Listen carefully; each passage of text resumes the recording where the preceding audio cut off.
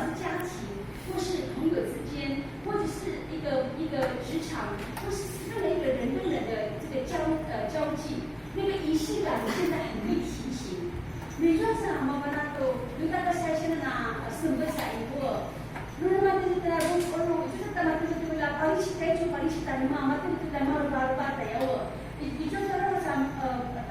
很必须一个在给他在那，就是很多人现在渐渐鼓励。不管是夫妻之间，家庭的经营，或者是人跟人的交往，或是一个团体、一个机构，我们很重视那个，我们一直在提醒那个仪式感，希望